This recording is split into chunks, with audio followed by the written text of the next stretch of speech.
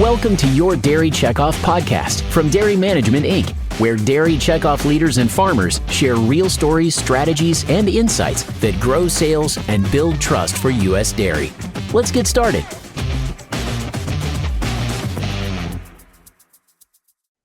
Hello, everyone, and welcome to the Regional Rundown, a segment of the Your Dairy Checkoff podcast, where we speak to local, state, and regional organizations about the work that they are doing on behalf of dairy farmers.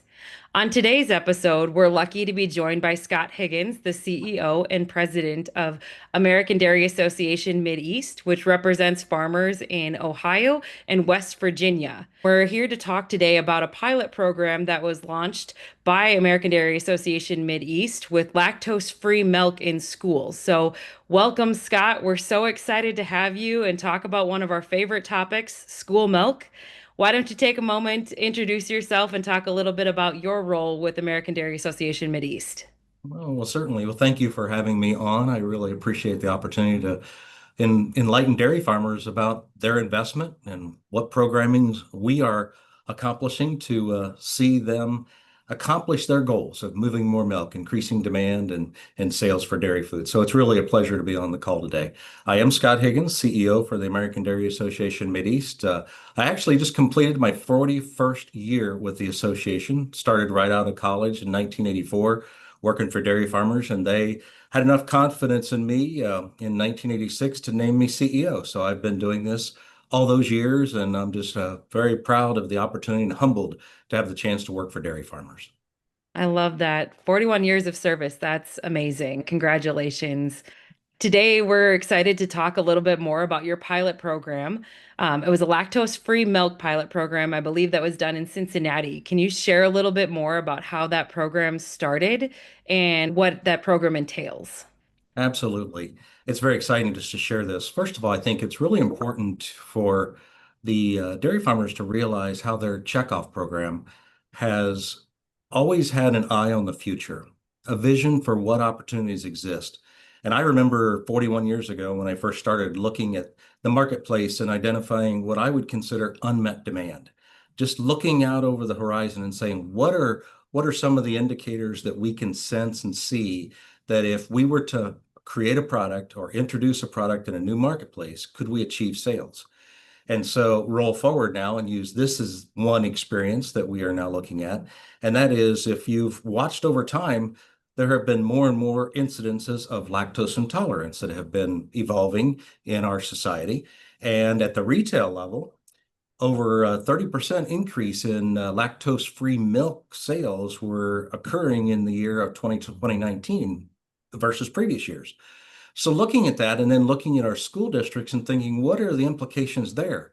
We noticed that some of the school districts, which have a high proliferation, a high attendance of African American children, other Hispanics other children who may be lactose intolerant or may have tendencies to not consume dairy because of their fear for lactose intolerance. We thought this would be a great opportunity to test and see if children had access to lactose-free milk, would they consume it? Now, there are a lot of challenges you have to overcome. And one of those challenges was the volume may not be significant enough for a regular milk in 8-ounce packaging to be able to stand the test of time and be available for a period of time that the sale could occur. So when shelf-stable milk became an option for us, we actually have a new plant. It's based out of in West Virginia. They are working with Diversified Foods, and they are packaging 1% chocolate and 1% white, lactose-free, shelf-stable milk. So the idea was brought to us by DMI and by Diversified Foods. So we went to Cincinnati Public Schools, where we have a 21-year plus relationship with Jessica Shelley, the director of school program food services there. And we brainstormed with them about, could we test this opportunity? And she was willing to do so. So just right out of the gate, going to a school district that has 80% of the population is African American, recognizing the number of students that are either asking for a waiver from drinking milk, not being required to drink milk in order to get the school meal through the federal feeding program. And just looking at all those issues, and we went to her, and she's like, you know what? Let's take a look at this. So we started the project in over a 15-week period in the fall of 2023, and wrapped up at the end of December. And so we began the process of testing and seeing whether or not, if we introduced lactose-free milk to children in a control group and also in the test pilot group, would we see a difference? And oh my goodness, we have been amazed at how many students have responded so positively to the opportunity. And I'd be happy to get into some more of the details on that.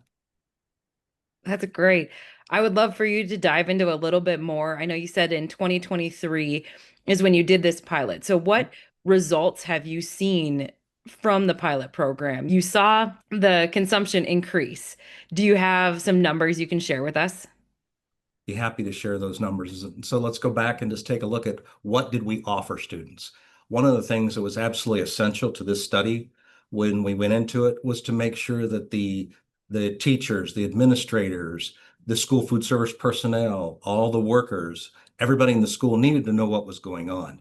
And then informing parents of the opportunity for this product being introduced. You know, a lot of times you'll hear people, when something's mentioned like aseptic milk, they don't think it's real milk. We had to make sure that we sent home material, information in backpack stuffers that let the parents know your child's going to have an opportunity to consume a shelf-stable real milk that is lactose-free.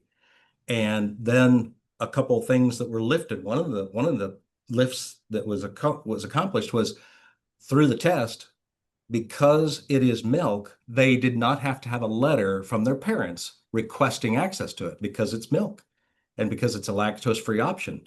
So a number of the students that had a letter had options to drink a soy beverage. That's what their choice was. And so when we went into the schools and made that recognition available, we were amazed at how many students immediately responded to it. So now let's cut to the chase. At the end of the study, we were so amazed to see what we were able to accomplish. First of all, just in the year-long results, we had a 14% increase in overall milk consumption, a 4% increase in meal participation, just in the schools that we tested.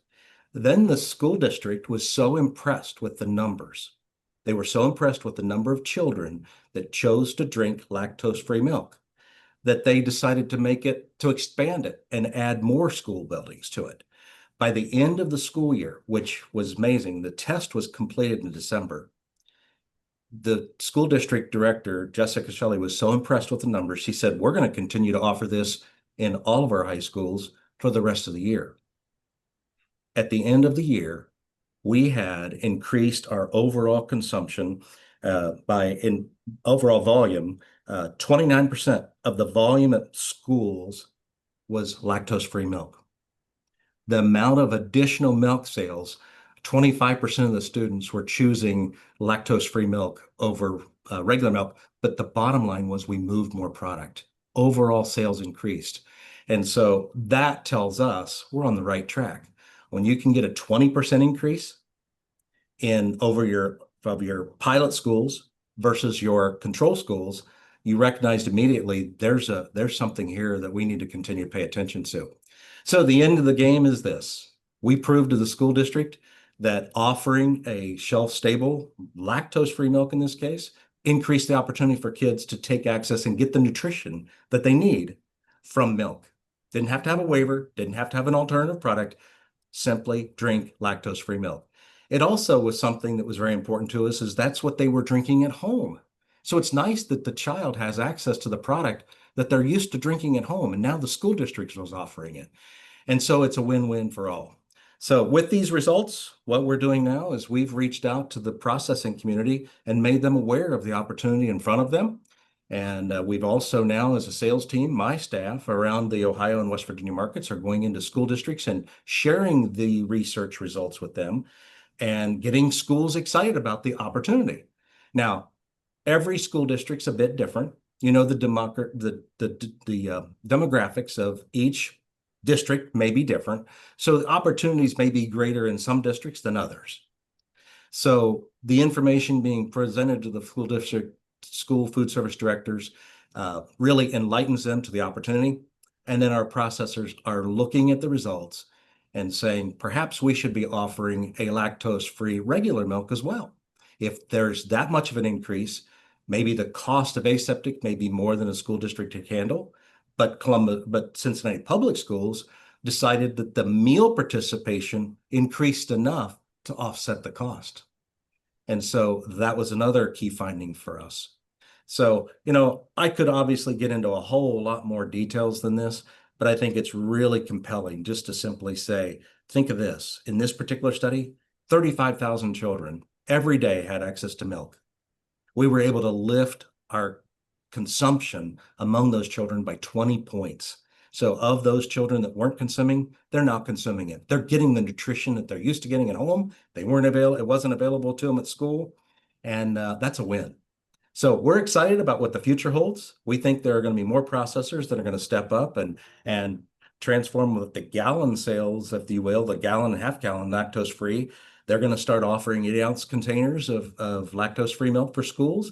And then for school districts who may want to offer it, but maybe don't have enough volume to justify a regular milk or fresh milk, as we call it, there could be an aseptic version, a shelf-stable version for them. And then they can handle it, keep it. It stays longer. All they have to do is chill it down and continue to serve it when the child has access to it.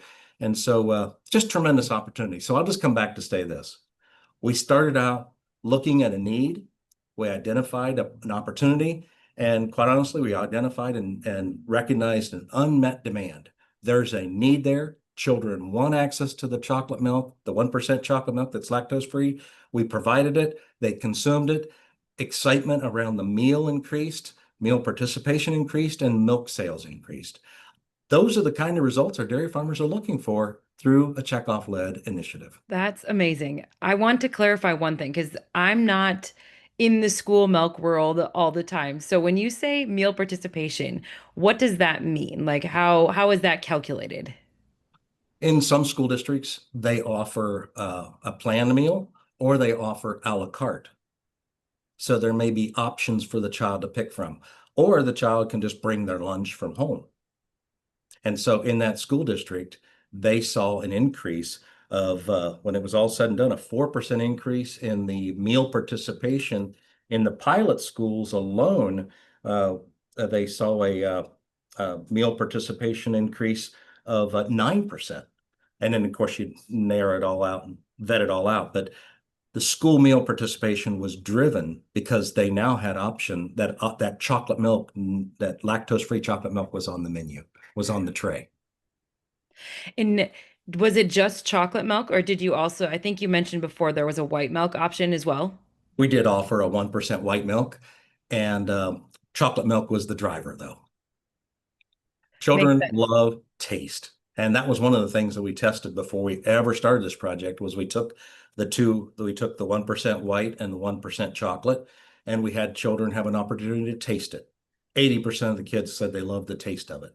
And the other thing that's really unique about this, when you think about it, we typically see milk served in schools in a gable top, a little 8-ounce gable top. These were in a brick pack. These were in an aseptic brick pack.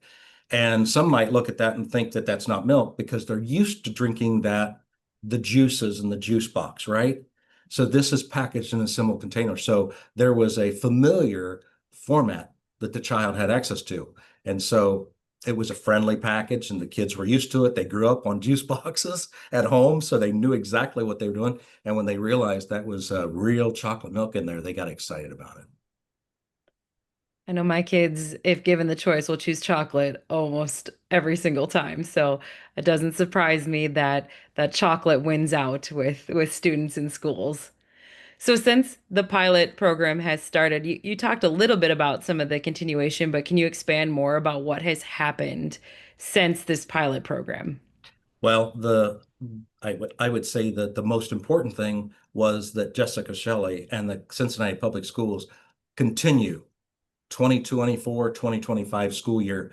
They're offering shelf-stable chocolate 1% milk throughout their entire school system.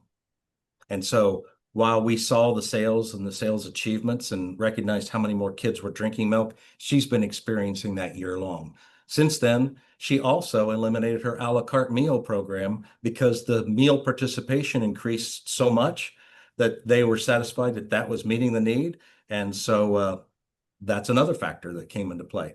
So since then, we've witnessed her sharing at various School Nutrition Association state and national events, exposing her peers to the research that we accomplished together with her, and she has spoken incredibly highly of it. So now you've got an industry that did the work, tested and proved the results. You've got a spokesperson now from the school district themselves telling the story.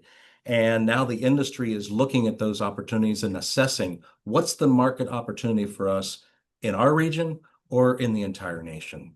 And so I think it's really pivotal to be able to have checkoff dollars to prove to the marketplace there's an opportunity to grow sales, there's an opportunity to meet unmet demand.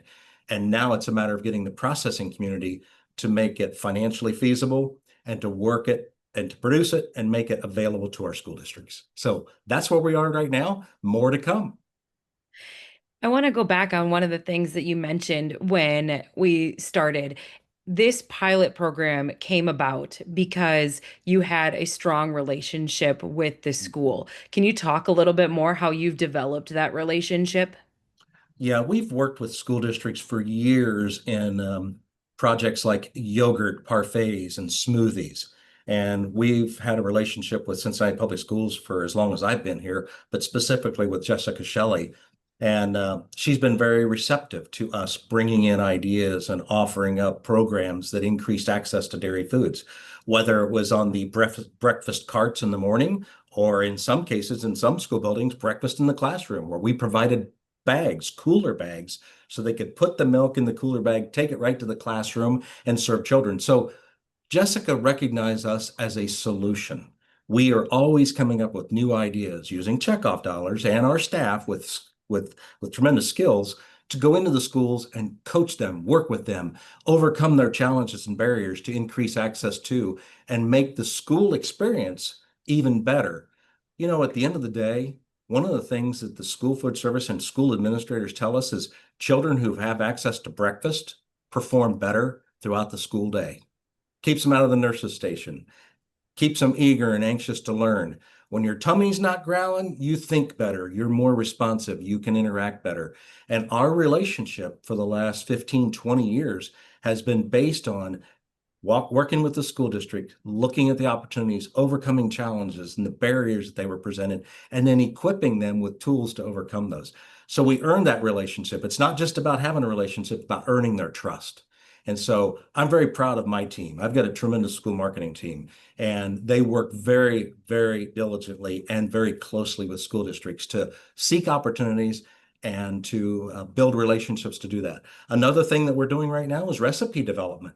You know, it's really quite clever when you can work with the desire nowadays is to make from scratch and to serve it. And so it's more naturally assembled in the cafeteria or even in the central kitchens before they're distributed to the school districts. We're working with them to make sure that dairy products are not just milk and cheese, but as an ingredient in their meals. And so having yogurt parfaits being built into that. So we've built trust with the school district, and they recognize that. And I believe that was one of the reasons Jessica was so willing to try this. Is she's had such a great experience in working with my team and with us as a checkoff program that she was willing to take a chance and see if these results could be achieved. And she has been nothing but pleased. We'll be really excited to see what your team comes up with next, Scott. We really appreciate you joining us today on the Your Dairy Checkoff podcast. We will see you next time. Thank you for having me.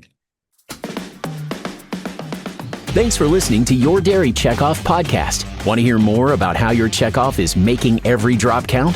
Head over to dairycheckoff.com or follow us wherever you get your podcasts. See you next time.